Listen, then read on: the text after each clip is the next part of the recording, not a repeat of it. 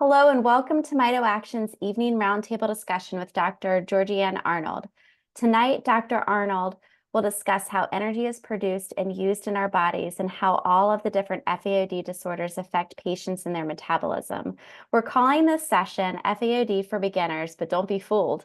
We are constantly learning and understanding new things about FAODs. So whether you're new to the FAOD world, trying to have a better understanding as to what's going on inside of your own body or your child's, or just trying to continue to connect some outstanding dots on your journey with an FAOD, there's something in this presentation for everyone.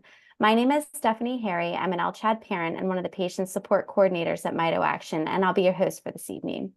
Today's discussion will be recorded and available on MitoAction's website in the coming days, as well as on our podcasts on our Apple Podcasts, Google Play, and Spotify.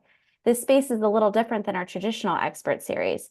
We set this up as a Zoom meeting, which means that you have both video and audio access. Please take this time to make sure that you're muted and that your video is either on or off, depending on your preference. It is very important that you keep your audio off while you're not speaking. This will give everyone a more enjoyable experience. If you have questions for Dr. Arnold during our presentation, feel free to put them in the chat and I can ask them after the presentation. Or if you'd like to ask your own question, simply raise your virtual hand after the presentation and we can call on you. So without further ado, let me officially introduce Dr. Georgianne Arnold.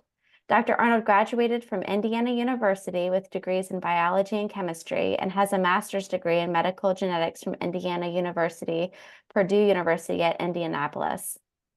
She graduated from medical school from Upstate Medical University and completed a residency in pediatrics at Northwestern University. Her genetics training was at the University of Colorado, and she is boarded in clinical biochemical genetics and clinical genetics. Dr. Arnold was clinical director and most recently clinical research director at the University of Pittsburgh. She's an emeritus professor and a consultant with virtual medical practice. Dr. Arnold is the past president of the Society for Inherited Metabolic Disorders, recipient of the Shapiro Award for the Best Members Paper in Molecular Genetics and Metabolism. She has a longstanding interest in fatty acid oxidation disorders and working with Dr. Vaclav for about 13 years. Dr. Arnold, we are so excited for you to join us tonight and to share your expertise, your experience, and just help us better understand FAODs. I think a number of us in here are patients, are parents of patients, and a lot gets thrown at us at clinic all at one time. And so sometimes it's helpful to have a little bit of a recap and to just better understand what is actually going on inside of our body. My hope when Christopher was younger and I was trying to understand all of these things, I just felt like if I could understand, if I could just take a picture of what is going on inside of his body, that maybe it would help me better help him treat himself and better ask better questions. So I'm really looking forward to this presentation tonight. Well, thank you for that lovely introduction. And so I will tell you that I also believe a picture is worth 1,000 words. And I think that in spite of the fact that people think biochemistry is rocket science, I hope that what you'll take home from this presentation is that it's not. The really wonderful thing about biochemistry is that if you follow it step by step by step, it actually all makes perfect sense. And that is how it feeds into the treatment. It feeds into really pretty much everything about the disorder. So I'm going to take you on a metabolic journey through the underlying biochemistry of the fat disorders, fat metabolism disorders, and hope that that will help people to really understand what's going on in their body or their child's body or their patient's body, and a little bit about why some of the management that we do works. So when I'm in presentation mode, I can't see raised hand or chat. So if I really lose somebody, feel free to interrupt me. Unmute yourself and interrupt me. I have learned over the years that when I would ask questions in a lecture, somebody would invariably stop me later and say, I didn't understand it either, but I was afraid to ask. So if you have a question, probably somebody else does too, and you should ask it. So I'm going to share my screen now.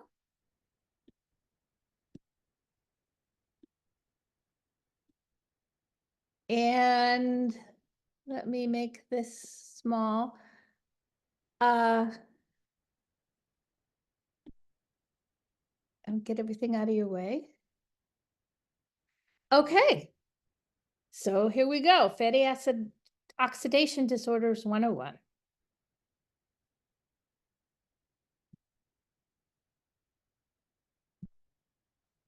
And why is it not advancing? Okay. So this is what people think of when they think of metabolism and biochemistry, that it's just this incredible rocket science of pathways and nobody could really understand it. And, you know, they feel bewildered sometimes, but you don't have to. So don't look back. We're not going that way. Now, this is a picture of a cell like you might have seen in high school biology. And the reason I'm showing it to you is for two things. One are these little things here. Can you see my cursor? Yes, we can. Okay, so these are the mitochondria. And this is where the fatty acid oxidation we're going to talk to takes place. And these are the power plants of the cell.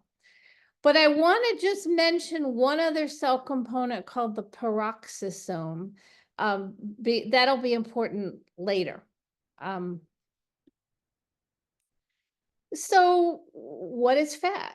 Fat is the most efficient energy source in your body. And fat is basically a hydrocarbon. I mean, you know, like oil, gasoline.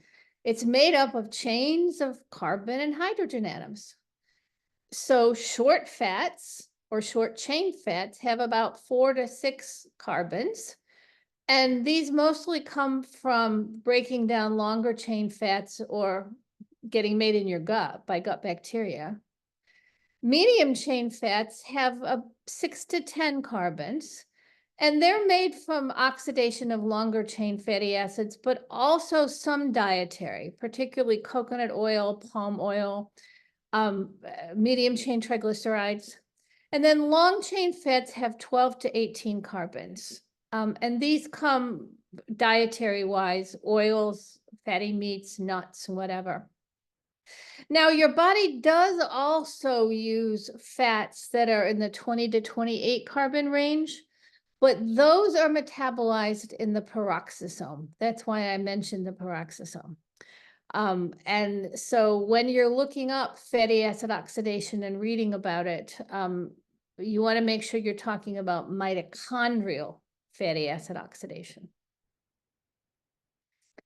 So fat is oxidized.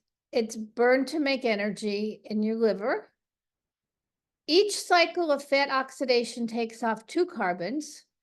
And that's burned for energy, or it's turned into a ketone and exported out to be burned for energy in another organ.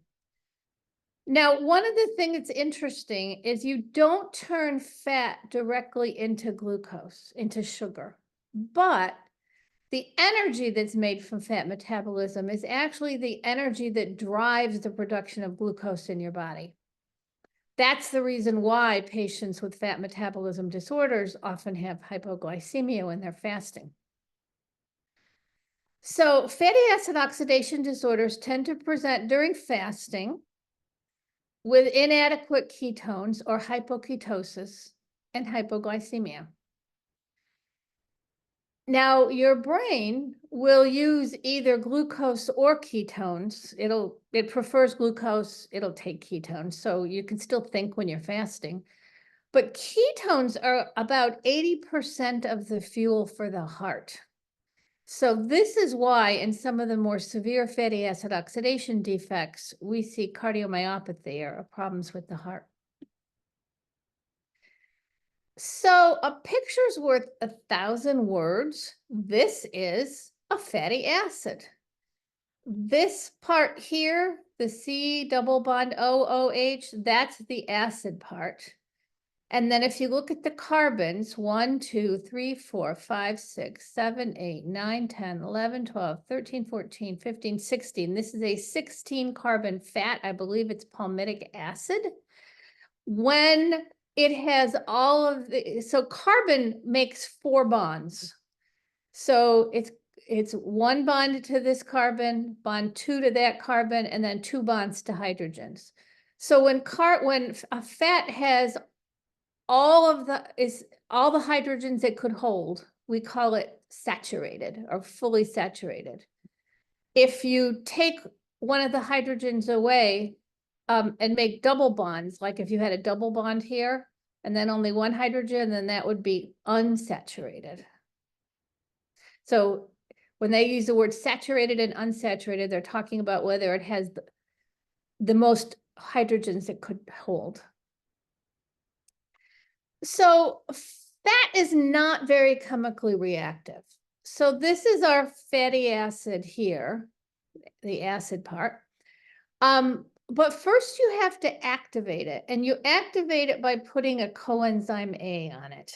So now this fat is activated and it's ready. Coenzyme A comes from pantothenic acid when you look at your vitamins, and you can also make it. When you have a CoA at the end of a fat, it's called an acyl CoA. So if this was palmitic acid, this would be palmitoyl CoA.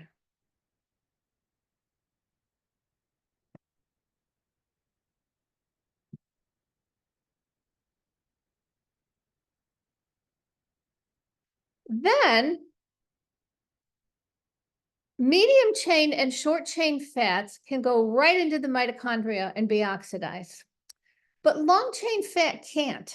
It can't make it into the mitochondrial membrane. It needs a carrier. And that carrier is carnitine. So the fatty acyl CoA, the CoA group is kicked off and the carnitine bonds. So now this is an acyl carnitine. And because it's palmitic acid, you would call this palmitoyl carnitine. So how does carnitine work to get the fat into the cell? Well, you take your long chain activated fat, so it's a long chain acyl CoA, that is that fat with the CoA on it, and you combine it with carnitine using the enzyme CPT1 or carnitine palmitoyl transferase 1. You kick off the CoA, and now you have an acyl carnitine. That acyl carnitine can now penetrate into the mitochondria using a carnitine transporter, or CT, or sometimes it's called CACT, carnitine acyl carnitine transporter, CATC. Once you're in the mitochondria, you have to kick that carnitine off, boom, and put a CoA back on it.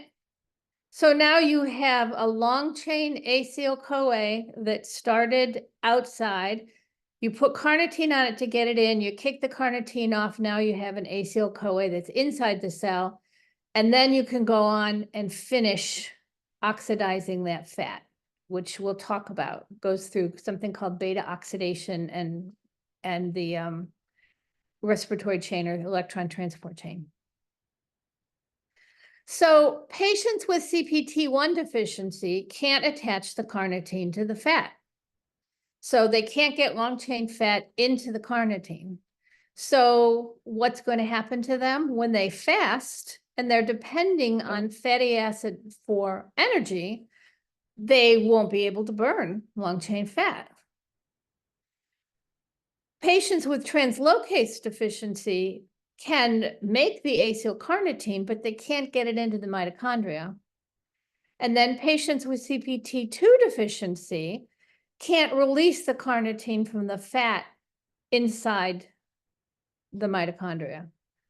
So these are all patients who are going to have a deficiency of their ability to metabolize long chain fat. Now, they share a lot of features with the long chain fatty acid oxidation defects because they are, in essence, a long chain fat problem. They can be mild and they can be severe. There are really severe forms that are neonatal lethal. And in fact, they're so severe that some of the high energy requiring organisms in fetal life, like your brain and your kidneys and your liver, can actually fail and have cell death. And you can be born with cystic kidneys or cysts in the liver. You can have severe cardiomyopathy. The mild ones, they can present in adulthood with exercise intolerance, rhabdomyolysis after exercise, intermediate presentations in small children with hypoglycemia. So normally, when your blood sugar drops, your body should say, oh my gosh, I need more energy, and it should start to burn fat. Burning fat doesn't directly make glucose from the fat, but it turns on, it provides the energy for the mechanism by which your body produces glucose.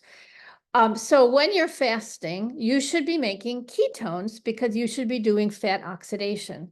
So someone who has hypoglycemia, who's not making ketones, hypoketotic hypoglycemia, that's a big red flag. So now you've got the acyl-CoA. Here you go, acyl-CoA with the fat, and this R just means there were more carbons down there. In the mitochondria, you're ready to start burning it. Well, somebody years ago named carbon 1 nothing, carbon 2 the alpha carbon, and carbon 3 the beta carbon. So what we're going to do is we're going to oxidize the beta carbon in 4 steps. So we have our fat, CoA, and we're going to create a new CoA group at the end and snip it here at the beta carbon, put a new CoA group at the end, and boot off this 2-carbon CoA group. I didn't mean to go forward, but we will. So the step 1 is, remember, this is an acyl-CoA. Remember, in this case, it was 16 carbons. It was palmitoyl-CoA. And the first step is an acyl-CoA dehydrogenase or dehydrogenase. And there's 3 enzymes depending on how long the fat is. So the longest fats that are 12 to 18 carbons get metabolized by an enzyme called very long chain acyl-CoA dehydrogenase. If it's 6 to 10 carbons, it gets metabolized by the medium chain acyl-CoA dehydrogenase. And if it's 4 to 6, by the short chain. Now, why is this called very long chain? Some years ago, they thought that they knew what this enzyme was that metabolized long chain 12 to 18 carbon fats. And then they discovered that's not what that enzyme did at all. So they found the right enzyme, and they had a naming problem now. So for reasons that are not clear to anybody but the people who did this, they renamed the correct enzyme VLCAD, or very long chain acyl-CoA dehydrogenase. So LCAD does something else. It's not a beta oxidation enzyme. But the reason I brought up with you the peroxisomes earlier is because the metabolism of 20 to 28 carbon fats that happens in the peroxisome is also called very long chain fat oxidation. So when you're reading about this on your own, you just want to make sure that you're reading about mitochondrial VLCAD, very long chain fat metabolism, and not the peroxisomal.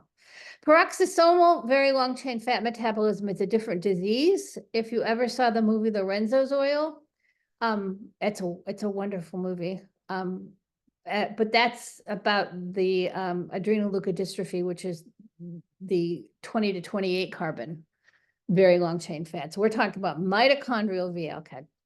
So dehydrogenase means it takes away hydrogens. So look, we have 2 hydrogens here and here. Now we have 1, and remember I told you carbon makes 4 bonds. So 1, 2, 3, 4. So this is an acyl-CoA molecule, and the dehydrogenase is taking off between the alpha and the beta carbon. It isn't rocket science. It's really cool. I love biochemistry. The reason I love it is because it actually makes sense. The second step is hydrating it. Hydratase, adding water. And what happens if you add water? I've lost my cursor. If you add water at the beta carbon, now you have added a hydroxyl group. So that carbon still has 4 bonds, one to each carbon on the other side, 1 to hydrogen and 1 to the oxygen of the hydroxyl group. So hydratase adds water. Third step, now you have an acyl-CoA, here we go, dehydrogenase, but it's 3-hydroxy. So remember, this was carbon 1, 2, 3, or beta hydroxy. So this is another acyl-CoA dehydrogenase. You're going to take hydrogens away from here, and it's going to do it to this, which is now called a hydroxy acyl-CoA dehydrogenase. So now you're going to carve this carbon still has 4 bonds, but now you've made this. So now you've made a new copy of the end. So the next step is just going to slice it between the alpha and the beta carbon and make a new fat that's 2 carbons shorter, and make this 2 carbon, release this 2 carbon piece. So you're going to release this 2 carbon piece, which becomes acetyl-CoA or a ketone, and it can be sent out to other organs like your heart or your brain to provide them with energy. And now you have a new fat that's 2 carbons shorter. So beta oxidation is a 4-step process that oxidizes the alpha beta carbon, and in the end makes it 2 carbons shorter. So what if you have a defect in step 1 in the VLCAD enzyme? And again, we have presentations that are mild to severe. We have patients that present in the neonatal period with cardiomyopathy because, like I said, your heart just loves ketones. And if you really deprive it of ketones, it doesn't like it. You have patients who get hypoketotic hypoglycemia with fasting. You can have patients can develop rhabdomyolysis, which is where they're basically your muscles start to break down. Rhabdomyolysis is fairly common in patients who have VLCAD deficiency. Some patients present as neonates, some patients present in adulthood. There's quite a bit of severity. There's quite a bit of variability in severity. Now, MCAD deficiency, if it's the medium chain enzyme that you can't do, these patients tend to get hypoketotic hypoglycemia when they're fasting. It's unusual for them, it would be highly unusual for them to have other symptoms like cardiomyopathy or rhabdomyolysis. SCAD deficiency, the short chain enzyme, the significance of this is controversial. Originally, we looked at patients who had neurologic or muscular diseases, and they appeared to have SCAD deficiency, and we said, oh, that must cause it. Now that we have newborn screening for SCAD deficiency, nearly all of the patients are fine who get picked up by newborn screening. And so the question is, are the patients who have symptoms, do they have something else that's causing their symptoms? Is there some other metabolic process in their body that's combining with SCAD deficiency to cause them symptoms? We haven't heard the last word yet about SCAD deficiency. So these were the first step. Then the third step is the hydroxy acyl-CoA dehydrogenase, and that's LCHAD. Now, some patients have a defect just in the LCAD enzyme, And if you remember, there were 4 steps, 1, 2, 3, and 4. Some patients have a defect in what's called the trifunctional protein. It's the protein that holds, and for long chain, it holds step 2, 3, and 4. So they have not just LCHAD, but none of them work. None of the 3 of the 4 work very well. And again, variable severity. Some patients are symptomatic at birth with hypoglycemia. Some are fine until they're older and they get muscle disease. Some patients get a retinopathy, some get a neuropathy. But these are all the beta oxidation disorders. Dr. Arnold, while we're on this slide, I want to slide in a question that came in, if that's okay. Yes, absolutely. Can you talk about the VLCAD, MCAD, how many carbons? You mentioned this a little bit earlier in your presentation, but like where the defect is, like VLCAD has issues with breaking down fats that are certain carbon longs, and then LCHAD, which carbon longs? Because then the question that they were asking is when fats have greater than 20 carbons, is that considered, like it says 20 or greater carbons, is that considered, who would have issues breaking that down? Would it be VLCAD? And then they're also asking a little bit about the essential fatty acids. How long are the essential fatty acids, and who would have issues breaking those down? The fatty acids with more than 20 carbons are actually not broken down in the mitochondria by this mechanism. They're broken down in the peroxisome by a separate mechanism. And they cause a totally different disease. Okay. That totally different disease is called adrenoleukodystrophy, X-linked adrenoleukodystrophy. And so if it's greater than 20, that's not what we're talking about today. We're talking about sort of the up to 18 carbons. And what was the second part of the question? Yeah, so VLCAD deficiency, for example, versus LCHAD, like VLCAD, what carbon length do they have a hard time breaking down? And then, Yeah, so VLCAT is probably 12 to 18 carbons. mhm. MCAD would be 6 to 10 carbons, and SCAD is 4 to 5. Interestingly, SCAD also gets 7 carbon fats, but not so much 6. That was a recent discovery that was a bit of a surprise to us. Well, what about LCHAD? Where would LCHAD fall in there then? LCHAD is long chain, 12 to 16. 12 to 16. So then where are the essential fatty acids? Because she's asking, can people with LCFAODs metabolize the essential fatty acids then? They would have a problem metabolizing essential fatty acids, but your body's also using those fatty acids for other things. So the essential ones your body can't make, and you're using them. So the essential fatty acids are generally not building up and causing a problem. Okay. That's why when we put people on restricted fat diets, we need to make sure they're getting enough essential fatty acid. The word essential means your body can't make it. You have to consume it, and your body needs some of it. Does that make sense? Yes, thank you so much for explaining that. And feel Good. free to keep asking questions, guys, in the chat. Yes, it's better to stop, because by the end you might, it's better to stop it and explain it now. So, I didn't remember that I had animated that slide. That's interesting.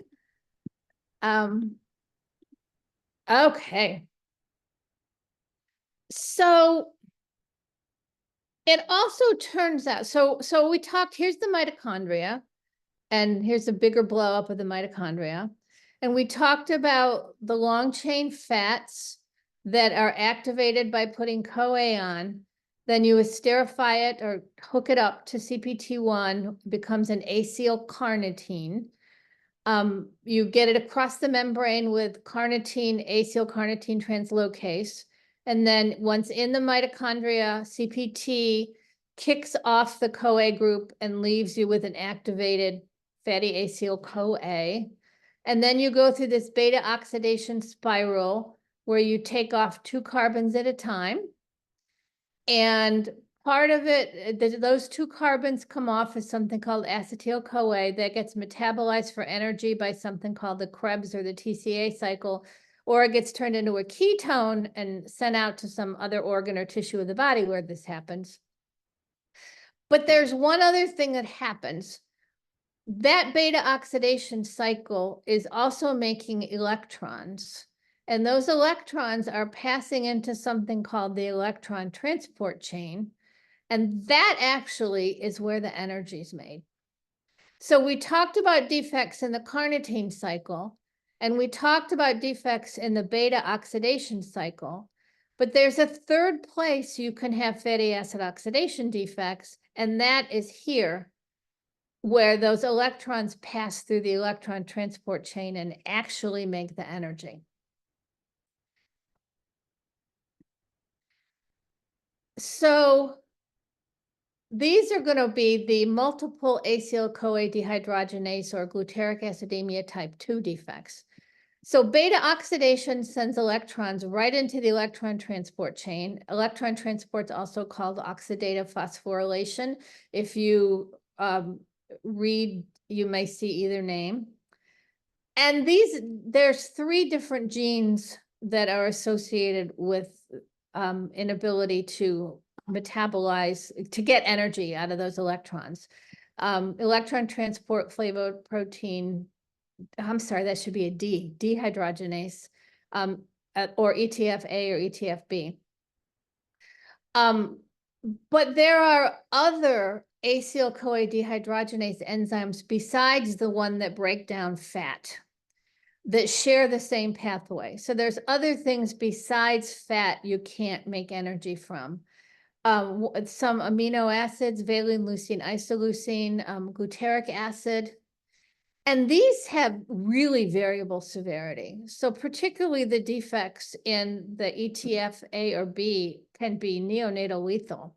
And you can be born with cysts in your brain and cysts in your kidneys from where those cells had so little energy that they just died prenatally and, you know, got filled with fluid. The ETF-DH tends to be milder, but it can still have infantile to adult presentation. So some people are symptomatic in infancy, and some people become symptomatic as adults when they develop muscle disease and weakness. So here's a picture's worth 1,000 words again. So all of these arrows are dehydrogenase enzymes. So we know that the fatty acyl-CoA you make energy from, but also the amino acids, which are components of protein, leucine, isoleucine, and valine, and interestingly, gluteryl-CoA or glutaric acid. So they knew for many years that patients who have a defect just in the metabolism of glutaric acid, but the dehydrogenase enzymes work and all these other things, had a disease called glutaric acidemia. But they also knew that there were some patients who excreted excess glutaric acid, but also had defects in these others. But because the patients were excreting glutaric acid, this got the name type 2 glutaric acidemia or glutaric acidemia type 2. But basically, it is a defect of, like I said, breaking down certain amino acids, lysine, tryptophan, valine, isoleucine, leucine, as well as breaking down fatty acids. It's not a good thing. So I want to talk about treatment. Are there any questions about pathways before I move on to treatment? Yes, there actually was. Do you mind going back to that slide with the picture of the whole pathway? Of which one? The one that has the whole pathway with the respiratory chain and the, yeah, Yep. that one. So this patient is asking, are the beta oxidation disorders different than CPT1 and CPT2 deficiencies? And maybe could you explain, like looking at this picture, can you maybe re-explain a little bit about CPT1 versus CPT2 and what they're doing? And then you're about to talk about treatment. I'm curious, like with the CPTs, like how carnitine factors into that, just why we have this visual picture up, like with supplementing, because I know some patients can supplement with carnitine and it helps, but maybe looking at this, we can also understand why it wouldn't or would help with the Well, carnitine. well, actually, carnitine supplementation was the next thing on my agenda, but Okay. okay. So yes, so these are the carnitine cycle defects of getting that long chain fat into the mitochondria, hooking it onto the carnitine CPT1, getting it across the membrane with CACT, and then booting the carnitine off with CPT2, and now you have a fat that's ready to be metabolized. So the carnitine cycle defects here. Carnitine is only needed for long chain fat metabolism. So the patients with CPT, with carnitine cycle defects, CPT1 and 2 and CACT, can look clinically a lot like patients with long chain fatty acid defects because it's the long chain fat that can't get into the mitochondria. So if you have a CPT1 defect, you have difficulty hooking carnitine on to the fat. Your carnitine in your plasma tends to be high if they measure it because you're not using it up. CPT2, where you can't boot it off, carnitine tends to be low in your plasma because you're using it all up and you can't get it back. You can't when you boot it off, you can't boot that carnitine off, so you're kind of just tying your carnitine up forever. And again, these can have quite a bit of variability and severity. CPT2 is a relatively common adult onset myopathy. Patients who in their teens and young adulthood suddenly start developing episodes of rhabdomyolysis where their muscles break down. It can present more like a long chain fatty acid oxidation defect in children, particularly with the hypoglycemia, the hypoketosis. And either one of these can present neonatally with a patient who just crashes and burns or even has prenatal cystic changes like we talked about in the liver or the kidney or the brain, because those organs, their defect is so severe, those organs ran out of energy prenatally and those cells died. CACT, my experience with CACT is that it's usually extremely severe with a neonatal presentation. But that said, I am aware of 2 patients with adult CACT.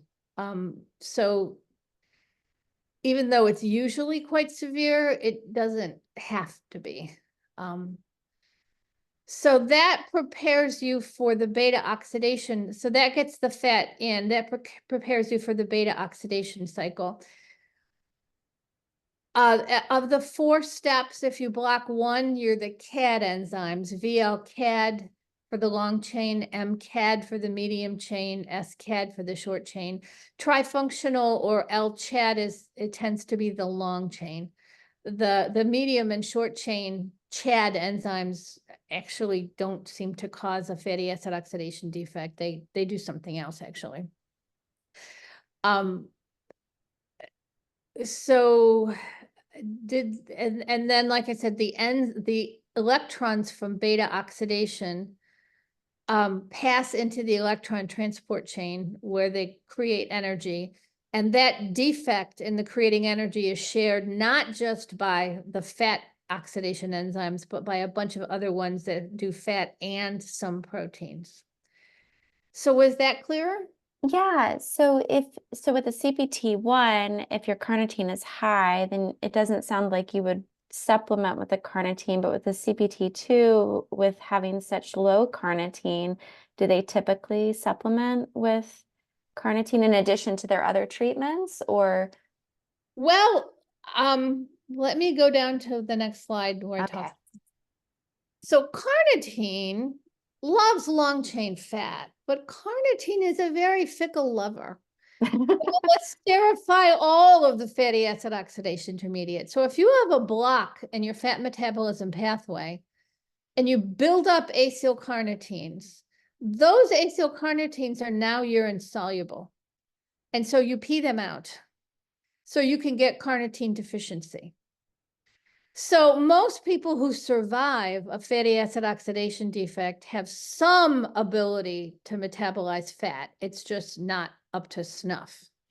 So if you decrease, if you have decreased ability to metabolize fat, and then you even further decrease the carnitine you need to get that fat in, now you've given yourself a double whammy. So carnitine deficiency happens in patients who build up acylcarnitines. And carnitine deficiency can make things worse. However, there is some evidence, particularly in mice, that long chain acylcarnitines that build up in your blood can be cardiotoxic. So the heart disease in long chain fat metabolism disorders isn't just from lack of ketones. It's because these acylcarnitines that have built up are actually hurting your heart. So this is where you get into damned if you do, damned if you don't. The Europeans really, really don't like to give carnitine. They really think that it's bad.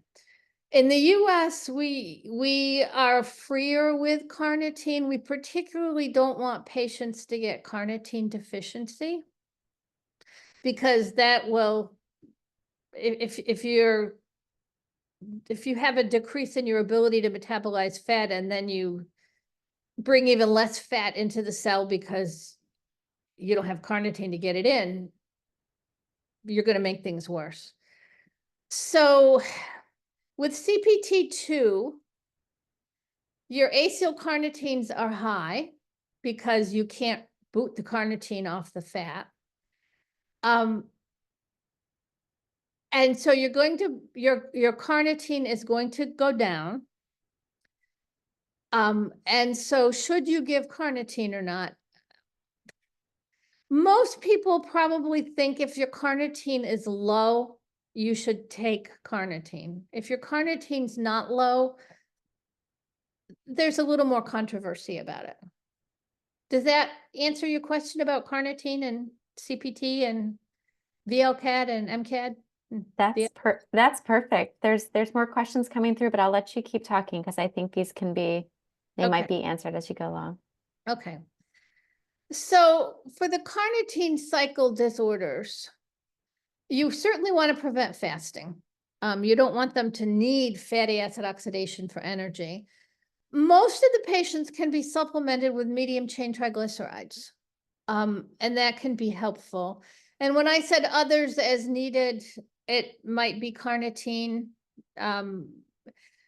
Some people believe in using other supplements, riboflavin, other things. But particularly fasting prevention is good, and usually MCT is helpful. For the long chain fat disorders, again, fasting prevention is very helpful, and medium chain supplementing with medium chain triglycerides very helpful. Because remember, your MCAD enzyme works just fine. Patients with more severe disease usually need dietary long chain fat restriction.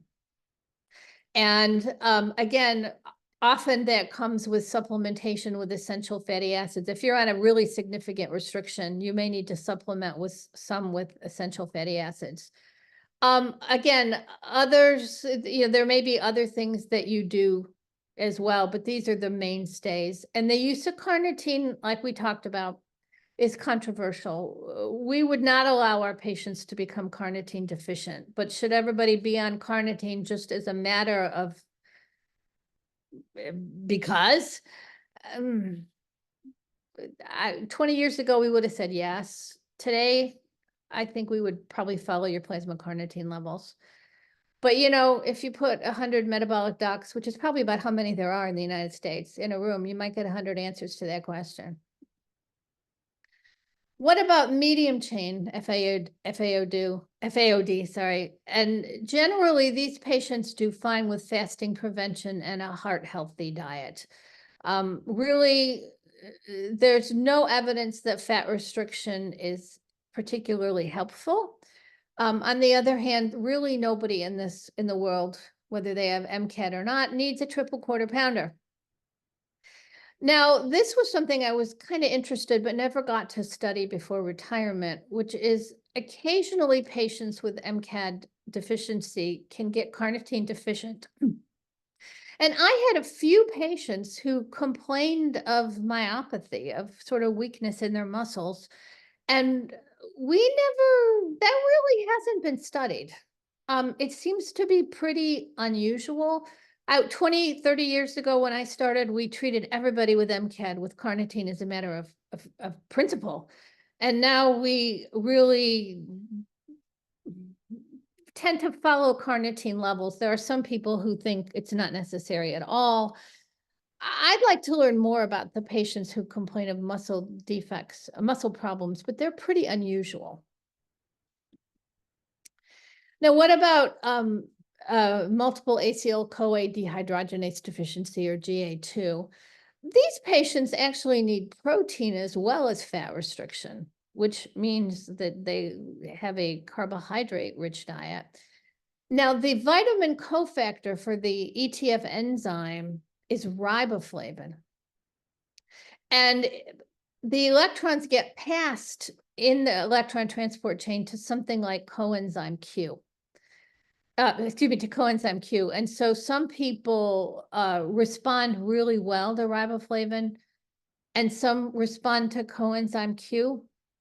Now, when you buy coenzyme Q in the pharmacy, you need to be careful with it, because sometimes the generic brands don't have what they say. A few years ago, the New York State Attorney General actually just went into pharmacies and pulled stuff off the shelf and looked, not just coenzyme Q, but all kinds of vitamins, and pulled stuff off the shelf and found some of them didn't have any of what they said they were supposed to have.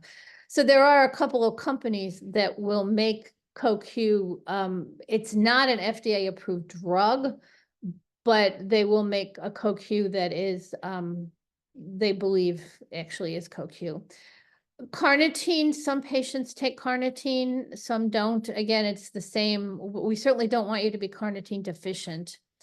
And again, fasting prevention is very important. If you're breaking down protein and fat for your body to make energy, you're going to get worse. I will give you a tip on riboflavin. Riboflavin tastes god-awful. It's that yellow thing in the vitamins that give it the awful smell and the awful taste. Kids will refuse it. Kids will vomit it. Even if you put it in a G-tube, sometimes they'll vomit it. And so I am not paid by this company. I will tell you this. I'm not paid by them, and I don't normally hawk brands. But there is a brand of riboflavin that's microencapsulated, which pretty much masks the taste. And it's manufactured by a company called Solus. So if you have a patient or a child, or you are on riboflavin and you're finding that tolerating it is a problem, I would recommend that. And I don't have any financial interest in that. Now, this, I did actually have grant funding from from the company that makes Doljovi, or triheptanone. Triheptanone is a 7-carbon fat. So the fatty acid oxidation cycle takes 2 carbons off the fat with every cycle. So it would go from 7 carbon to 5 carbon to 3 carbon in this case. Once your body gets down to 3 carbons, the end piece, the 3 carbon piece gets metabolized differently through what we call the Krebs cycle. So I'm going to go down to the next slide. So remember, we talked about acetyl-CoA gets metabolized in the TCA or the Krebs or the tricitric acid cycle. A 3 carbon, if you started with an odd chain fat, when you got to the 3 carbon piece in the end, it would get metabolized this way through the Krebs cycle. So there is some evidence that giving an odd chain, medium chain triglyceride will help replete the Krebs cycle. As well as providing energy from fat, it will actually help replete Krebs cycle intermediates that might have gotten decreased. So it feeds metabolism by replenishing Krebs. So it provides energy from fat metabolism plus replenishing other depleted intermediates. And this might make it easier for the body to make glucose. So I was part of Grant's testing triheptanoin or Dojolvi. Some patients had a really excellent response to this. Some patients weren't helped at all. It is FDA approved now. And if your doc has recommended it, I don't see why I wouldn't try it. But I did want to let you know that I was part of the research on this and did receive some funding. So that pretty much was it. This is Children's Hospital of Pittsburgh. My office was over here and the research building is back there. Dr. Vockley's office and lab is back there. And so it looks like there's a lot of questions. There are all good questions, all good questions. Some you might want to refer back to a slide, I'm not sure, but some of them I think that we'll start with what happens to the fat that cannot be metabolized by the mitochondria. Generally it builds up and it esterifies carnitine, and then that carnitine makes it urine soluble and you will pee it out. So in theory, giving somebody carnitine could help them excrete the abnormal acylcarnitines, but it also could allow them to make more acylcarnitines. And like I said, generally people who survive the neonatal period have some enzyme activity. It's just not enough. So eventually, if they start eating again and stop breaking fat down, they'll eventually metabolize it. So if you're fed appropriately, you'll slowly metabolize it and you'll excrete some of it out by esterifying it to carnitine. These are really good questions. So if you eat too much at one time, can it get stored though, then and appropriately and be later hard to break down? I don't know that acylcarnitines are stored in the way that like fat is stored, in your belly and other places. They mostly build up in your liver. Okay. So another parent said, we're following the guidelines from our dietitian, but if our VLCAT daughter were to consume too much fat, how would that present?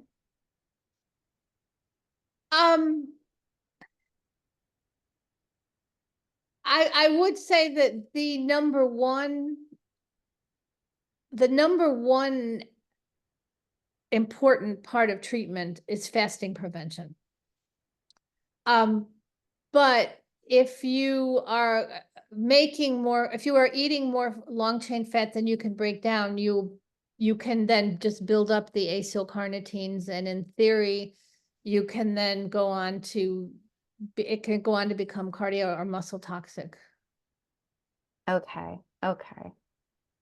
So if you have too much fat and you're doing it, like, it's one thing if you have like a moment, it's more important. I think I had a parent say that one time, like, if it's a moment, it's more important that we feed our child. But over the long term, if you're consistently eating higher fat food for like somebody with VLCAD, then those toxic metabolites can affect your organs, or like that extra fat can like affect like your heart and your liver, like you mentioned. It can, but I do have to say, we say fat restriction, but in my experience, the patients with severe long chain fatty acid oxidation defects often love their carbs. They'd rather eat a bagel or a piece of pizza, even if they pull the cheese off, or eat it with low fat cheese. I have to say most of the patients really like carbs. It's like their body knows that's what they Yeah, need. I think they do, yes. So another patient asked, why are LCHAT and TFP often grouped together? How do they differ since TFP is the whole thing? Oh, since is TFP that the whole thing is messed up? Well, And LCHAT is just the LCHAT enzyme, or can you explain that a little bit? yeah.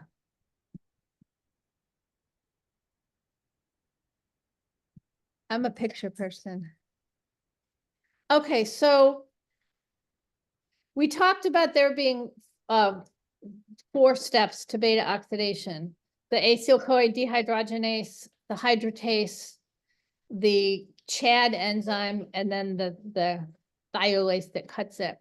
Trifunctional protein, the protein that holds the hydratase and the hydroxy dehydrogenase and the thiolase, doesn't work properly. So none of those 3 steps work properly. Whereas with LCHAD alone, it's just the LCHAD enzyme that doesn't work. But in truth, clinically, they look a lot alike, but they're not completely alike. So the LCHAD patients, interestingly, tend to get a retinopathy. And we just published a paper. Dr. Melanie Gillingham from Oregon was the lead author on this, that patients who get their diagnosis from newborn screening and are treated seem to have much later onset and slower progression of the eye disease. The trifunctional protein patients tend to not get that eye disease, but interestingly, they're more likely to get a peripheral neuropathy. So they're not 100% identical, but as far as their other symptoms go, other than the eye and the neuropathy, they seem to present pretty similarly. It seems to be interrupting the LCHAD enzyme, whether you do it by interrupting the protein that holds it or just the enzyme, they seem to present a lot the same. So you could kind of picture it like, do you know those pinwheels that you used to blow as a kid where it has like 3 or 4 spokes on it? Do you know what I'm talking about?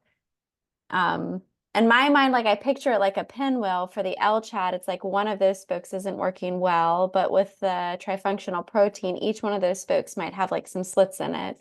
Does that sound semi-accurate? Yeah, that's reasonable if you need the whole pinwheel to work. So another patient asked, is coconut oil considered a medium chain fat? Or maybe the question would be, how much medium chain fat is in coconut oil? Coconut oil has a fair amount of medium chain fat. And I some years ago, there was concern on the part of parents of children with MCAD that they shouldn't let their child eat coconut. There's really no evidence that you need to restrict coconut oil in patients, or coconut oil in patients with MCAD. It's really mostly a fasting disorder. So yeah, you can have your Mounds bars. So, so if you have LCHAD then and you're using MCT, then using a little bit of coconut oil to saute things might be something to talk to your dietitian about. I would talk to your dietitian about it, yeah. How do people respond? How do people respond well to riboflavin? What symptoms are alleviated? Um, In patients with GA2 and MA and MAD, multiple acyl-CoA, the patients who respond the best are, of course, the patients who have the milder symptoms. But generally, it can alleviate a lot of the symptoms. It can alleviate hypoglycemia, the fasting prevention, the fasting problems, the rhabdomyolysis and the muscle symptoms. So patients with the ETFDH and the adult onset tend to have the best response to riboflavin. But some of the more serious infantile ones can respond to riboflavin as well. It sort of gives the enzyme crutches. So if the enzyme's not working very well, it's got broken legs, you give it crutches, it might be able to work a little bit better. Do you feel like, or what is the reasoning that it does or doesn't work for the other FAODs, the riboflavin? Or has it been studied? That would be another question. Like, well, I don't know how well it's been studied. So in FAOD, excuse me, in MADD and GA2, the defect is down here, which is where the riboflavin actually works. So in theory, if you were delivering less energy and you took riboflavin and CoQ to help move along faster the minimal amount you were delivering to it, in theory, it could be helpful. In practice, riboflavin causes vomiting and it tastes bad, and it really hasn't had enough benefit for kids that we have pushed it.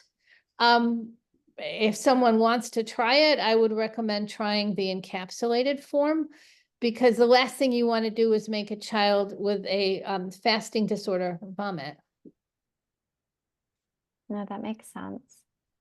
Well, so, okay, so this question came on. This might be a little bit out of your scope, but it's worth asking. Are you seeing carnitine deficiency and long COVID or post-COVID? Or do you know is that out of your area of expertise?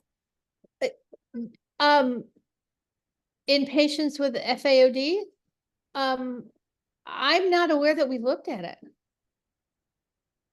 Okay. I think there was an article generally about long COVID and carnitine. In FAODs or just in general? That's in general, but I don't know about anything about what specifically with FAODs. So that would be interesting. Yeah. Let me see. There are a couple more questions. So the reason we focus on carbs and sugars is to prevent the need to use fatty acid oxidation disorder process. Could you say that again, please? Yes. Is the reason that we focus on carbs and sugars is to prevent the need to use fatty acid oxidation process? Yes. You want to get first of all, you don't want to be fasting. And second of all, you don't want to have to rely on fat for energy, fat metabolism for energy. So that's the reason that we usually encourage carbs. There was also a question about, let me see if I can find it because I've been scrolling. Okay, so IV. So you go to the hospital. This is going to be a multi-part question for you, Dr. Arnold. You go to the hospital and they give you dextrose of D10. So why D10 versus D5? That'll be the first part of the question. D10 has twice as much glucose in it as D5. So Okay. yeah, the D5 means there's 5% glucose in the solution. D10 means there's 10% glucose in the solution. So you want to deliver sugar at a rate that will make your liver happy and say, yes, I'm getting enough energy. I don't need to break down fat to provide energy to the body. So that's why we give D10, because it's just got twice as much sugar in it. So if you sometimes the IV comes with lactate ringers. Is there an issue with FAODs and lactate ringers? And what do lactate ringers do? Why are they even there? Um, Lactate can be broken down to make energy, to make sugar or to make energy. So lactated ringers is something that they tend to use more in the adult world than in the pediatric world. Particularly in the adult world where people, your pancreas gets tired as you get older, you gain some weight, you don't handle sugar loads as well. So lactate is a way to give people something they can make energy from in their body without necessarily dumping a lot of glucose on them. But we're very careful with lactated ringers in patients with metabolic defects, because particularly patients with lactic acidosis. So a fatty acid oxidation patient generally doesn't get into lactic acidosis until they're really, really sick and their liver is just overwhelmed. And so and since a lot of our patients are pediatric patients, we tend to just not use a lot of lactated ringers in them. But if you're not in lactic acidosis, it may be an alternative way to provide a little bit of energy without quite so much glucose. So if you're an adult patient and they have lactic ringers in your IV solution when you go to the hospital, is it something to alert them to, like to keep an eye on because of your FAOD, or is it something to request? Yeah, lactate actually gets turned into acetyl-CoA right here. So lactate would come in and make this, and then you could provide energy with it that goes into the electron transport chain, or you can go backwards and make glucose out of lactate. I guess I would say to, in general, metabolic docs tend to not like lactate because if you're in lactic acidosis, you don't want to give somebody more lactate. But particularly if you have a patient that you don't want to give D10 to because you'll bump their glucose up too high, like a patient with type 2 diabetes, lactate could be a good alternative. So I would just say to make sure that they watch for lactic acidosis. Lactic acidosis is in a fatty acid oxidation defect, it's something that would happen when you were really, really sick and your metabolism was shutting down. Okay. No, that's super helpful. The other last question about the well, I think it's the last question, but 3 new messages came in real quick. But about the IV, what about IV carnitine when hospitalized? Is that something that you've heard of being used, or is that suggested or not suggested? I know there's a variety of suggestions as to whether or not you should even use carnitine. If I was worried that somebody was acutely carnitine deficient, I might give them IV. I don't know that I've ever done that in a patient with a fatty acid oxidation defect. Carnitine is very poorly absorbed orally.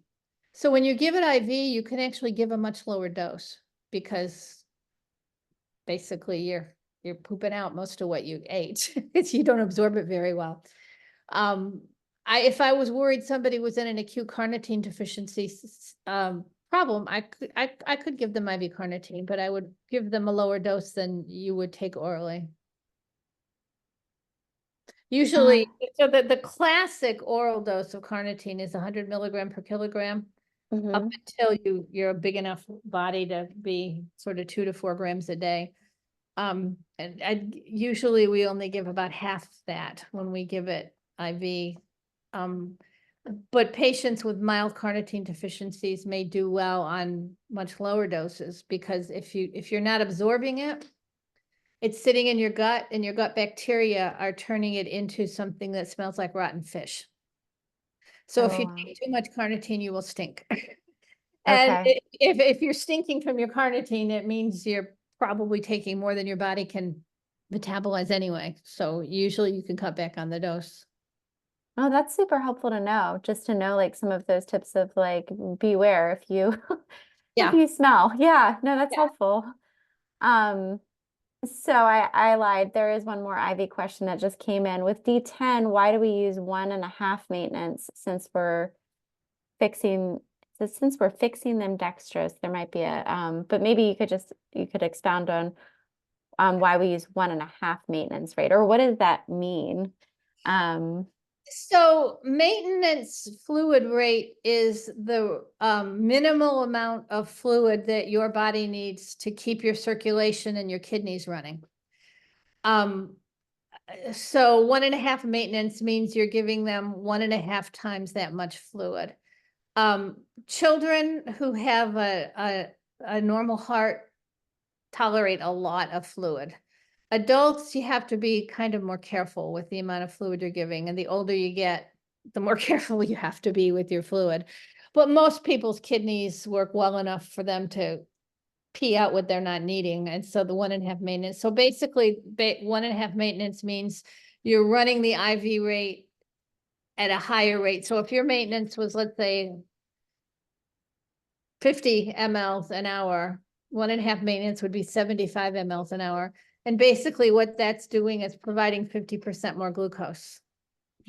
So once you get past D12 or so, a regular peripheral IV can't manage that glucose. It'll spoil the vein and infiltrate. And so to give more glucose than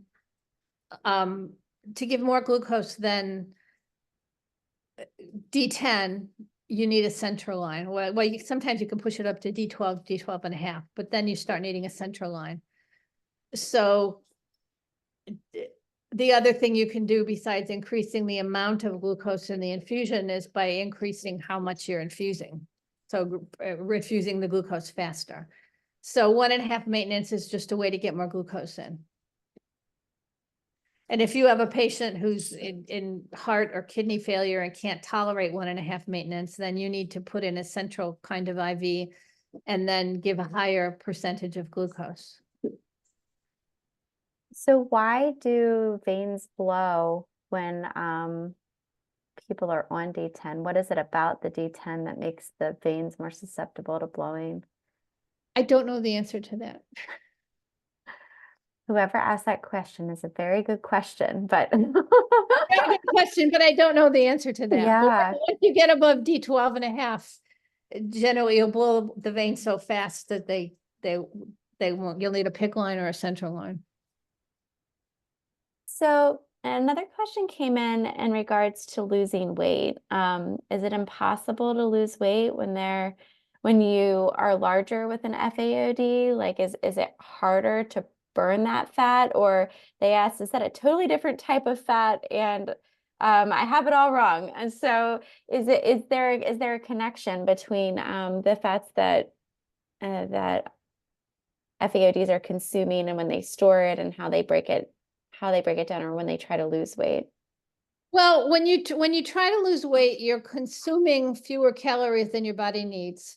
So your body makes up for it by using up your fat stores and to some extent by using up protein. That's why when you lose weight, you lose muscle as well as fat.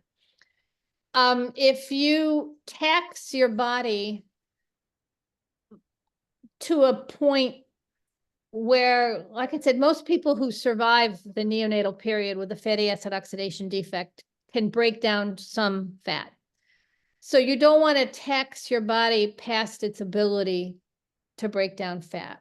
So if people with a mild defect are going to tolerate dieting a little better than people with a severe defect. It just really depends on what your residual ability is. I mean, certainly I absolutely, girls trying to crash diet to get in a prom dress or a wedding dress or a bathing suit, that's probably a really bad idea.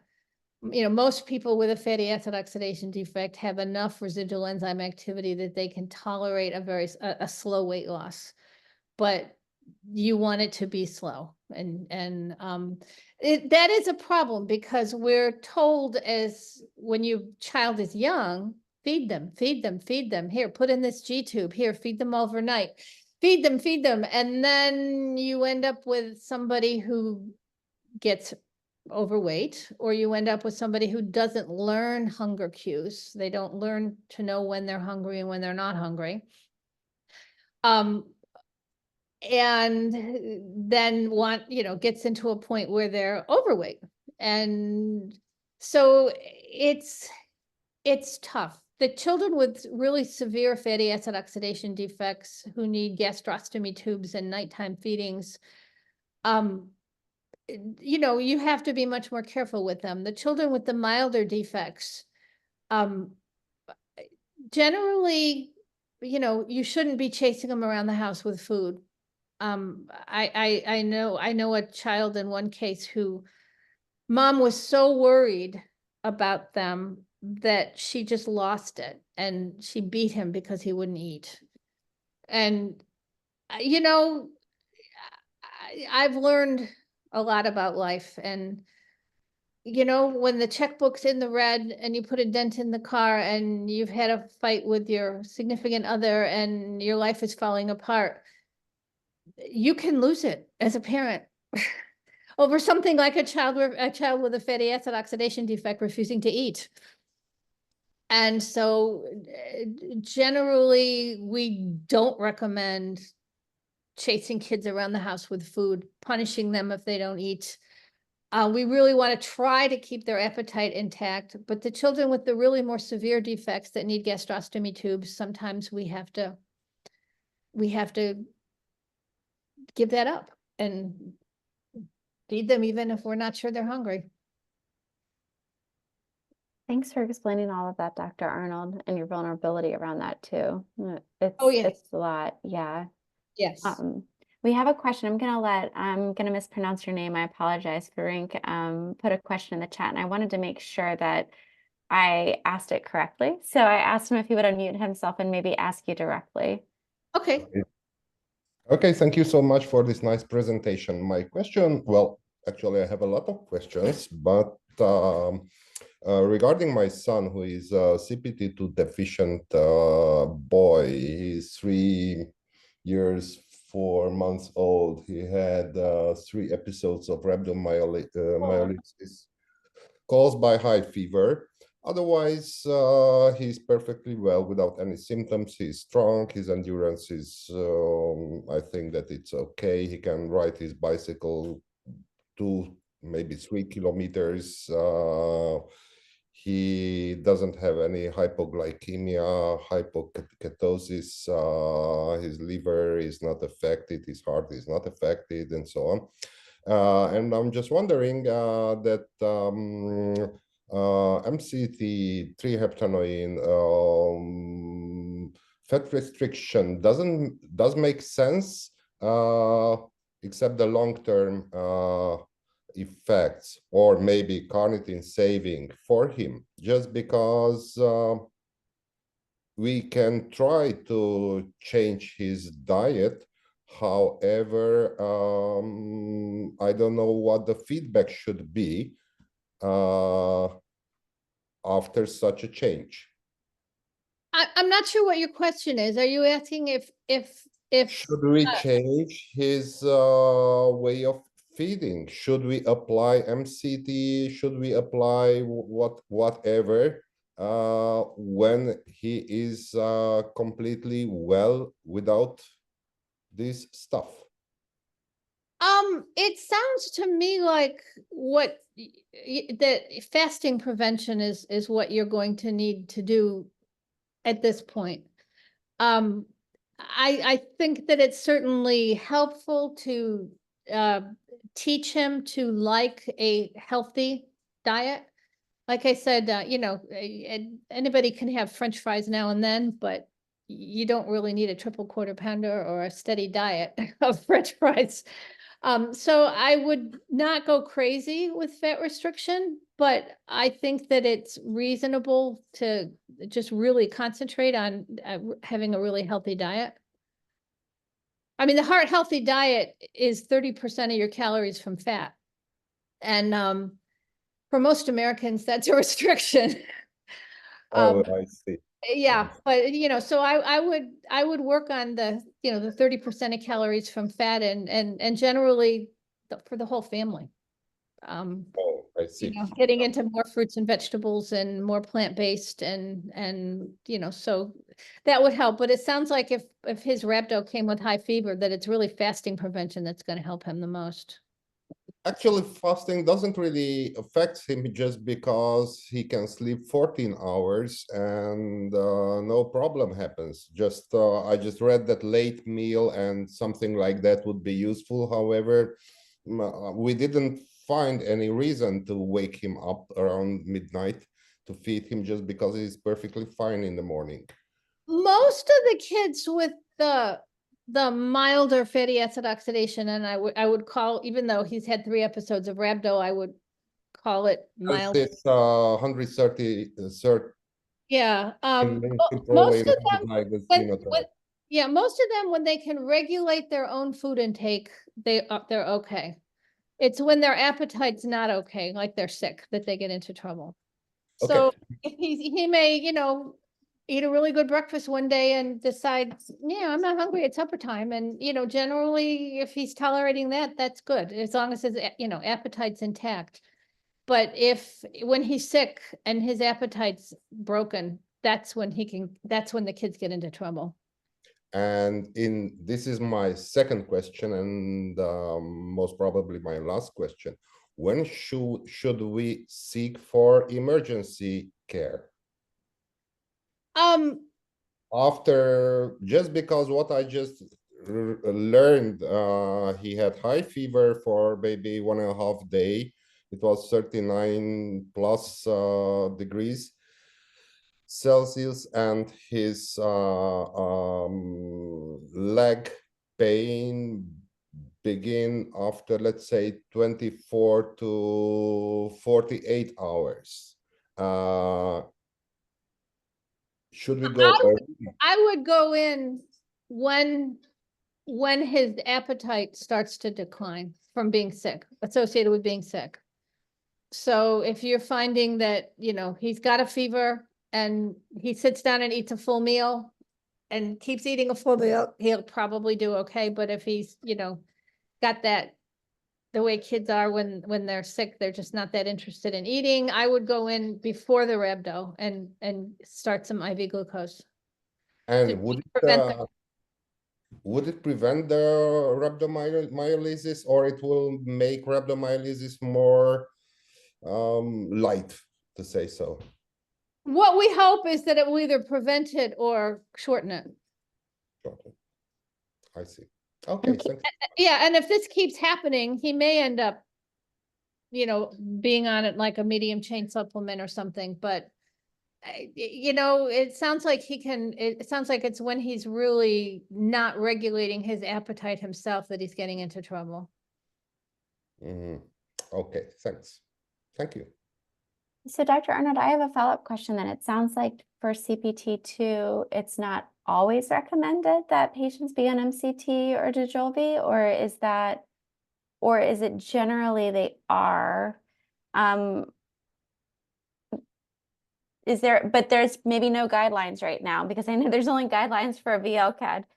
Mississippi, the reason I ask is CPT2 families I know are on one or the other supplementation, but maybe that's just who I know. So,